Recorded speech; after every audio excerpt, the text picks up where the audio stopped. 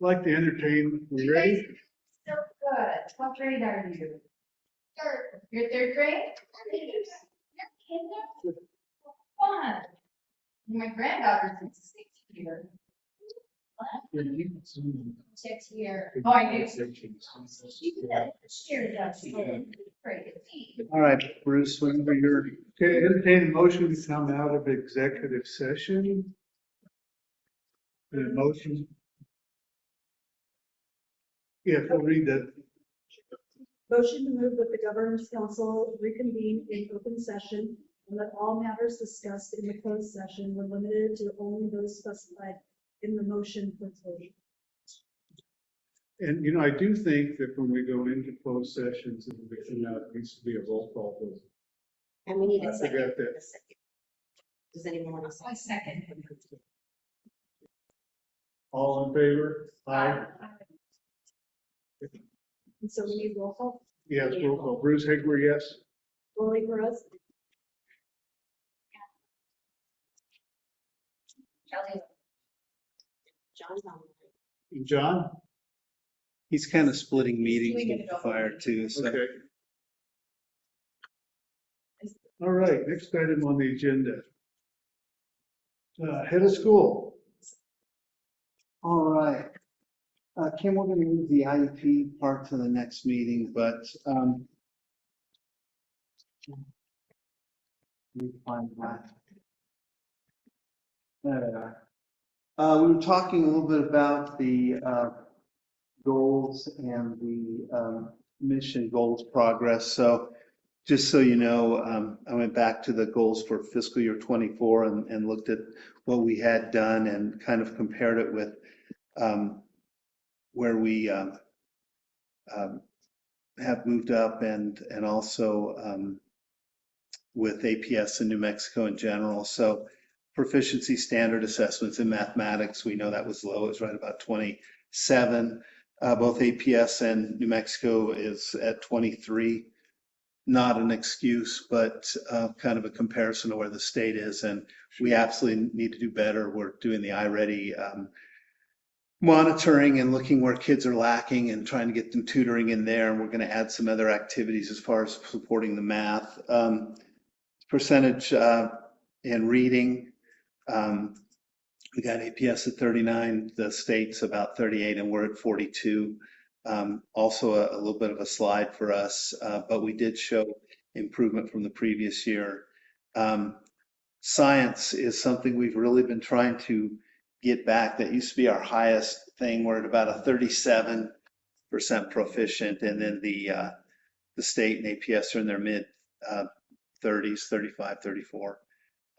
Four-year cohort graduation rate, 80%. Now, this is an odd one for us because if kids stay with us through their senior year, we have 100% graduation because we push and pull and prod and make sure those kids satisfy those requirements and graduate.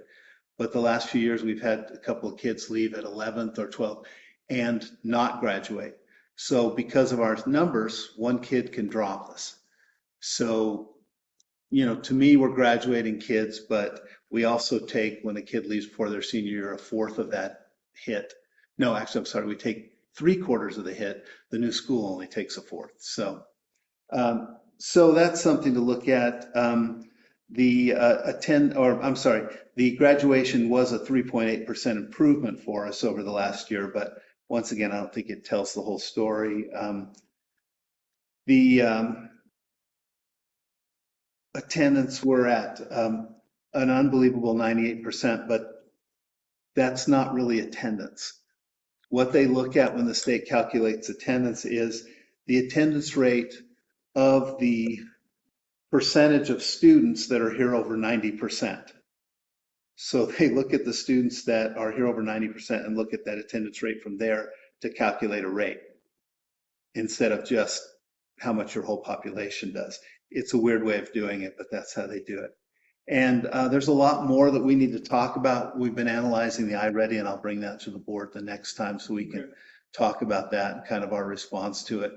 We understand we've been struggling a lot with a lot of different factors, but it's turning a corner now. We also, as I've discussed before, have become a little bit of a different school than we were in the past. One of the things is our special ed department does such a good job that APS recommends it to people that come in looking for more help in APS in special ed. They say, well, you know, Corrales does a great job. So we have a much greater population that enters the lottery, which, you know, once again, our small size, Kim does a great job. We help those kids progress. I'm really proud of what we do.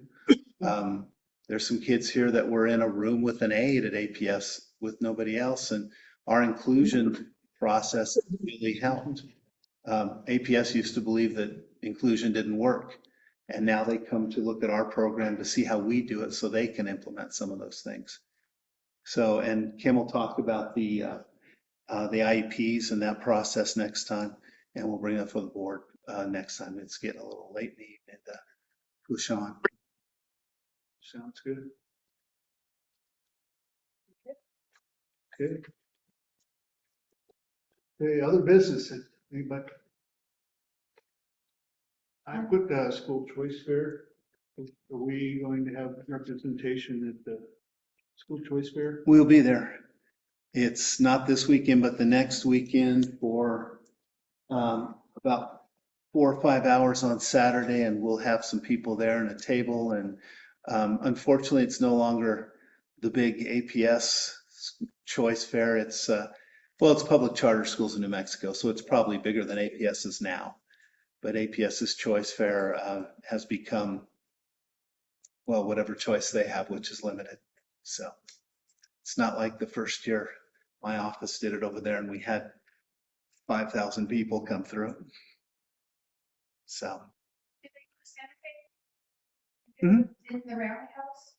actually, we were talking about the day on the charter leaders meeting is, I believe we're looking at the 29th maybe, because there's going to be some events up there and charter school leaders and we're, you know, some schools are taking kids to perform certain things, and it's a good chance to go talk to our legislators about, you know, our needs and what we need to do. So Do you normally send a contingent of staff members, students up to the roundhouse? we have sent students in the past. We've had some of them appear at committee meetings and do that. It's hard to send a contingent of teachers because we can't get enough subs to send very many. We are advertising for subs again because it's very difficult. So Anybody have anything else? I'm just curious about the off, but sorry, just, do we need to review going off the calendar and start drafting time the school budget? I was trying to pull. I don't know, That was or how we would do that. on the budget. There is a process and there is a timeline. And I forgot to put it on my notes to bring it up while Rebecca was here. If she had any idea of what kind of time frame that we'd be looking at, what we need to be doing to prepare for putting the budget together for next year.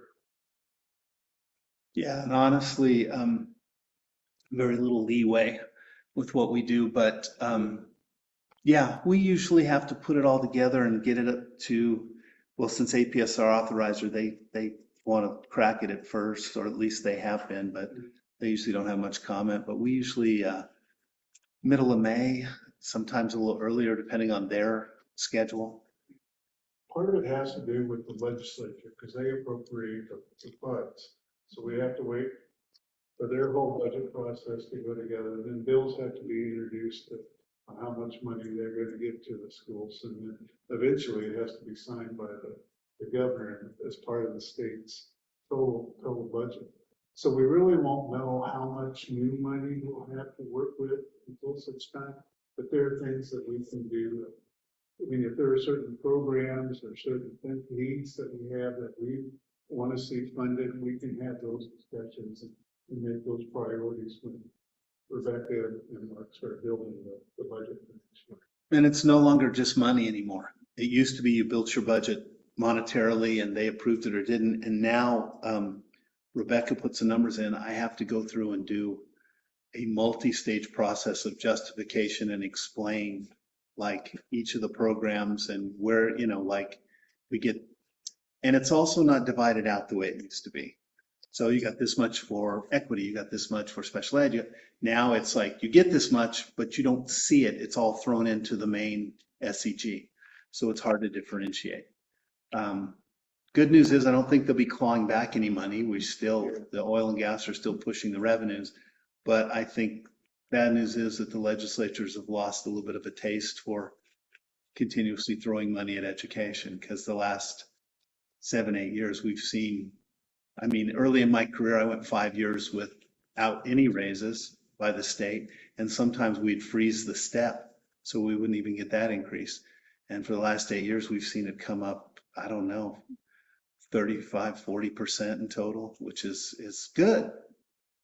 But I just don't know how much we're going to see from them this session. We'll see. But I'll be up there some pushing. Good question.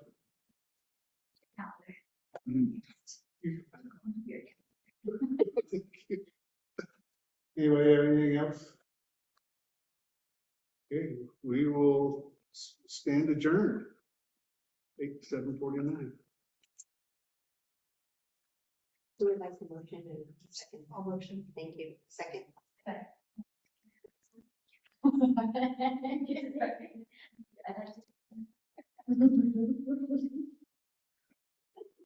Thank you all for hanging in there to the bitter end. Thank you all for being on the call. No. Oh.